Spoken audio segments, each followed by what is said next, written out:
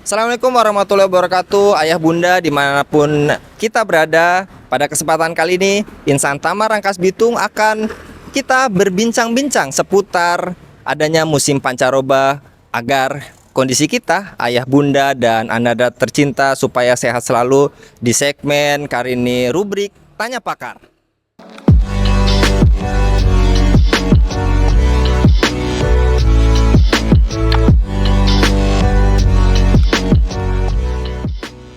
Assalamualaikum dok. Waalaikumsalam Masya warahmatullahi Allah. wabarakatuh. Dok, tadi kita sudah sekelumit membahas perihal pancaroba gitu ya dok, Yes. karena perubahan musim. Dan kira-kira apa saja dok yang saat pancaroba ini anak kira-kira membuat anak itu apakah benar lebih rentan sakit? Kemudian karena melihat data di sekolah Insan Tama Rangkas Bitung banyak yang izin dok, ada yang satu kelas sampai izin 15 anak atau juga menyisakan hanya 2 siswa saja dok yang untuk perempuan dok. Ya, baik, saya coba jawab mungkin ya. Assalamualaikum warahmatullahi wabarakatuh. Mungkin perkenalan dulu ya. Ya dok, silakan. Nama saya Dr. Ari. Saya bertugas di Dinas Kesehatan Kabupaten Lebak terkait bidang pelayanan kesehatan. Ya, untuk menjawab tadi pertanyaan dari AA-nya ya.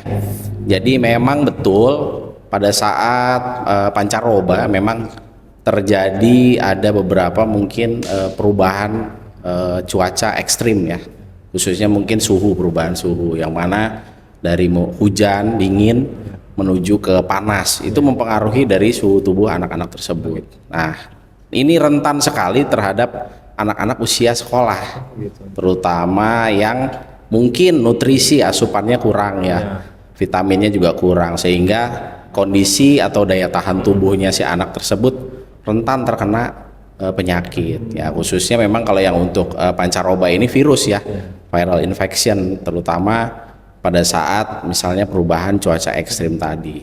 Jadi betul memang disampaikan, memang data Dinas Kesehatan juga memang terjadi peningkatan kasus ISPA ya, infeksi saluran pernapasan akut, seperti itu. Jadi memang identik ISPA atau ada penyakit lain dok gejala saat pancaroba dok?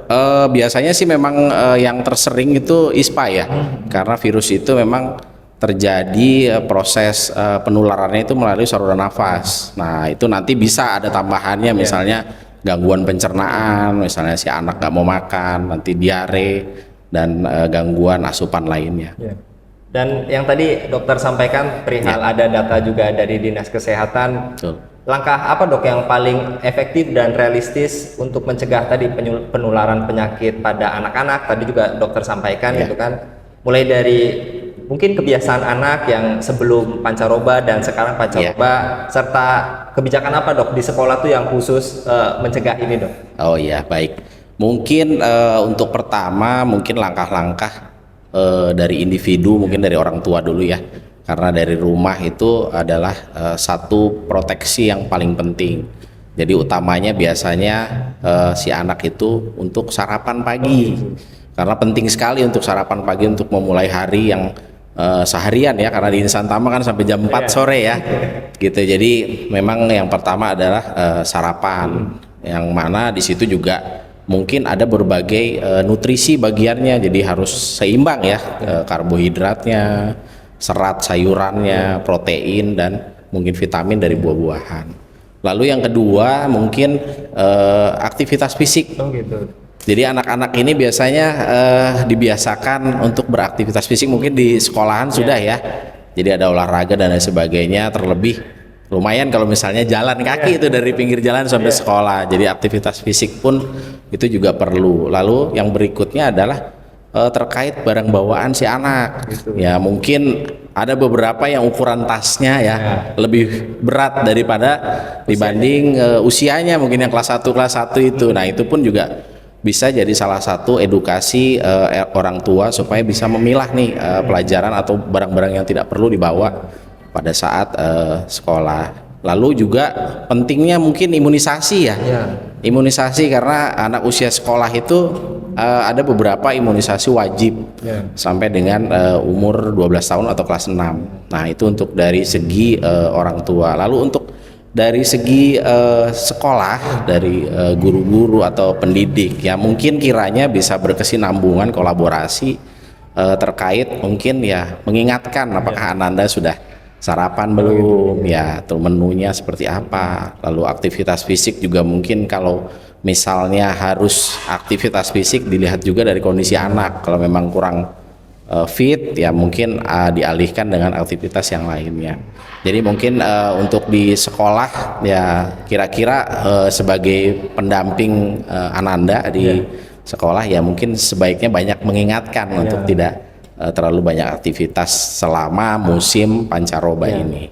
Baik, jadi memang kebijakan sekolah berarti yang tadi dokter sampaikan, kalau bisa tuh bawaannya minimal tuh dipilah-pilih gitu ya dok, atau minimal dikurangi gitu, jangan sampai berat tasnya melebihi usianya gitu ya dok, bobot usianya. Lantas tadi juga dokter menyampaikan peran orang tua dan juga guru. Kiranya bagaimana dok ketika misalnya si anak itu sudah menunjukkan gejala sakit, peran orang tua dan guru harus bagaimana dok?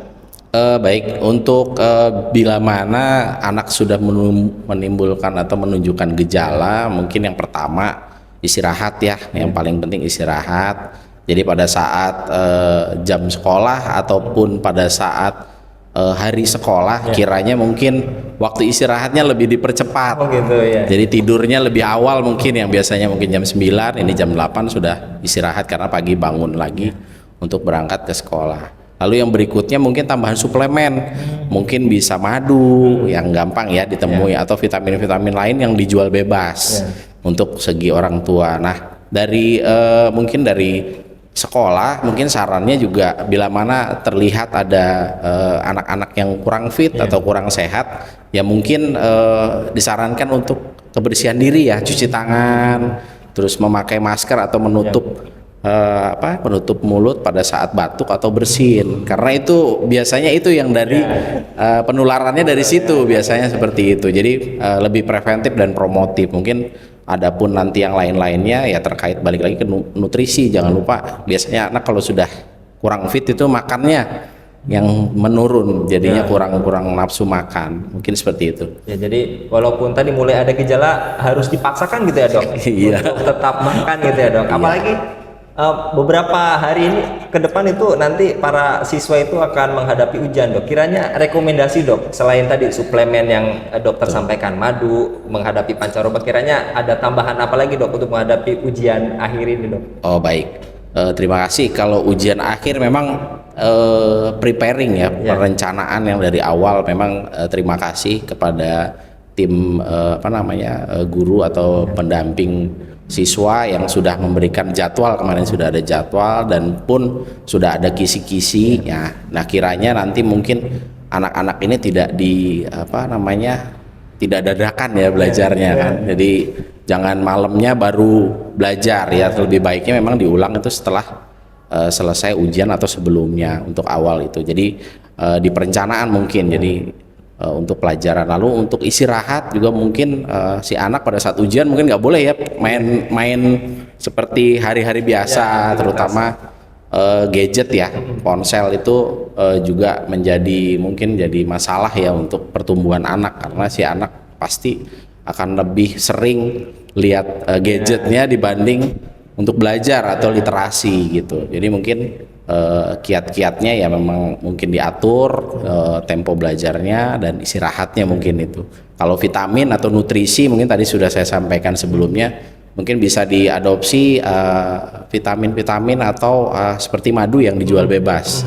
Itu pun bisa jadi rekomendasi atau alternatif sebelum pengobatan. Ya. Baik, memang harus dilengkapi sarapan tadi ya dok. Walaupun misalnya ada program makan siang atau makan bergizi gratis, itu memang harus juga dipersiapkan sarapan gitu ya dok? Gitu. Jadi memang selain sarapan ya program pemerintah kan ya, Presiden Prabowo memberikan nutrisi kepada anak-anak kita. Alhamdulillah ya, bila mana anak-anak tersebut bisa menerima dengan baik, ya itu pun juga sudah ada studi dan sertifikatnya terkait dengan menu makanan.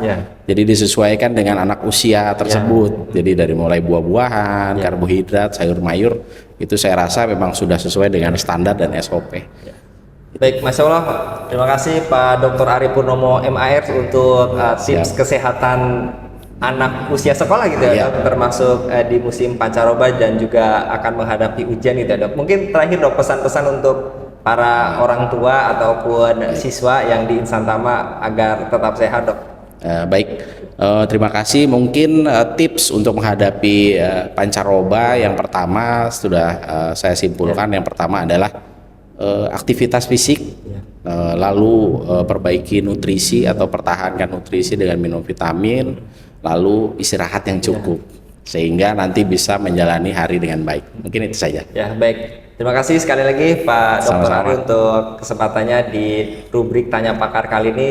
Jadi kepada Abi Umi, Sukron juga untuk sampaikan pesan ataupun komentar ataupun pendapat. Kira-kira di kelas pakar berikutnya ingin berdiskusi atau berbagi ilmu dengan para pakar yang lainnya seperti apa, bisa tinggalkan di kolom komentar. Jangan lupa juga subscribe, share, dan like Sekolah Insan Tama Rangkas Bitung, dan juga jangan lupa daftar segera.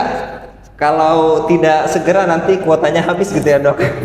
Jadi tetap saksikan terus di media sosial SIT Insan Tama Rangkas Bitung. Assalamualaikum warahmatullahi wabarakatuh. Waalaikumsalam warahmatullahi wabarakatuh.